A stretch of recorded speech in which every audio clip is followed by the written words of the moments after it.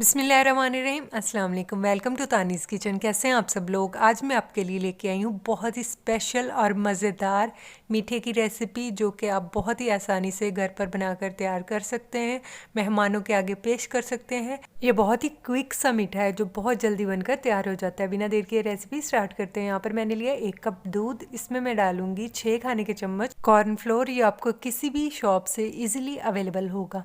अगर आपको मेरी वीडियोज़ अच्छी लगती हैं तो जल्दी से मेरे चैनल को सब्सक्राइब कर दें और मेरी वीडियो को लाइक करना भी मत भूलिएगा। इसके बाद इसमें ऐड करेंगे कोको पाउडर 2 खाने के चम्मच। इसे अच्छी तरह से मिक्स कर लें, इसमें कोई भी लम्प्स वगैरह ना रहें।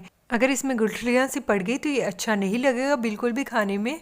तो इसे हमने स्मूथ बिल्कुल बनाकर तैयार कर लेना है। यहाँ पर मैंने चॉकलेट का मिक्सचर तैयार कर लिया। अब इसके बाद एक पैन लेंगे, उसमें डालेंगे 3 कप दूध ऐड करने के बाद इसमें डालेंगे चीनी 7 खाने के चम्मच। अगर आपको कम मीठा पसंद हो तो आप कम डाल सकते हैं, ज़्यादा मीठा पसंद हो तो आप ज़्यादा भी डाल सकते हैं, लेकिन ये बिल्कुल परफेक्ट था। नॉर्मल चीनी इसमें मैंने यूज़ की है। अभी इसे अच्छी तरह से मिक्स कर लेंगे और एक बॉयल आने देंगे। यहाँ पर देखिए दूध में बॉयल आ चुका है। अब जो हमने चॉकलेट वाला मिक्सचर तैयार किया था उसे आहिस्ता आहिस्ता करके दूध में डालते जाएंगे और चम्मच साथ साथ हिलाते जाएंगे।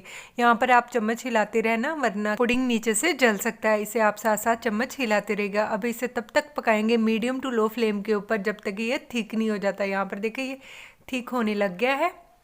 इसे विस्क की मदद से हिलाते रहेंगे और स्मूथ सा बैटर तैयार करेंगे। इसमें कोई भी लम्प्स नहीं होने चाहिए। यहाँ पर ये तैयार हो चुका है।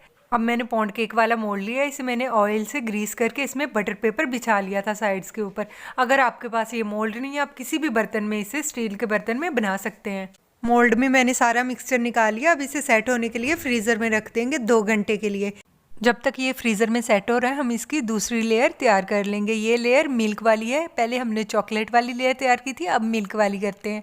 यहाँ पर मैंने फिर से लिया 1/2 कप दूध। इसमें मैंने डाला 6 खाने के चम्मच कॉर्नफ्लोर। इन दोनों चीज़ों को अब अच्छी तरह से मिक्स कर लेंगे। इसका भी लम्प फ्री मिक्सचर बनाकर तैयार कर लेते हैं। यहाँ पर देखिए मैंने इसे अच्छे से मिक्स कर लिया। इसका लम्प फ्री बहुत ही स्मूथ सा मिक्सचर बनकर तैयार हो चुका है। पैन में मैंने फिर से लिया 3 कप दूध। 3 कप दूध ऐड करने के बाद इसमें डालेंगे सब्ज़ इलायची।